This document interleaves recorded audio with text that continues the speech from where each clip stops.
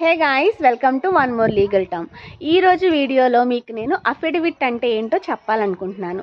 చాలాసార్లు అఫిడవిట్ అనే వర్డ్ వింటూ ఉంటారు కదా. సో అఫిడవిట్ అనే దాన్ని మనం తెలుగులో చెప్పుకోవాలంటే ఇది ఒక ప్రమాణంలా తీసుకోవచ్చు.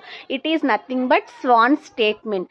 ఎవరైనా కోర్టుకి అటెండ్ కాలేని వాళ్ళైనా, లేకపోతే వాళ్ళు చెప్పేవన్నీ నిజాలు అని నమ్మాలి అయినా, సో ఎవరైనా ప్లెయింటిఫ్ అయినా డిఫెండెంట్ అయినా అఫిడవిట్లో వాళ్ళు చెప్పినవన్నీ పెట్టి ఇవి మేమన్నీ నిజంగానే చెప్తున్నాము అని చెప్పేసి రాయాల్సి ఉంటుంది. మరి వాళ్ళు రాసేస్తే సరిపోతుందా అంటే అది ఒక నోటరీ దగ్గర కానివ్వండి, జ్యుడిషియల్ మ్యాజిస్ట్రేట్ లేకపోతే ఎగ్జిక్యూటివ్ మ్యాజిస్ట్రేట్ ముందైనా కానీ వాళ్ళు దాని మీద సిగ్నేచర్ పెట్టి వాళ్ళు చెప్పేవన్నీ నిజాలు అని చెప్పి ఆ అఫిడవిట్ ద్వారా ప్రూవ్ చేసుకోవచ్చు అనమాట. సో దాన్ని మనం కోర్టులో ఎవిడెన్స్గా కూడా యూస్ చేసుకోవడానికి, అంటే మొత్తం కన్ఫామ్గా అట్లా కాదు, బట్ అది ఒక కొరోబరేటివ్గా కానివ్వండి, వాళ్ళు చెప్పేదానికి ఒక సపోర్టివ్గా ఉపయోగపడుతుంది. సో ఇది వీడియో నచ్చితే లైక్ అండ్ సబ్స్క్రైబ్.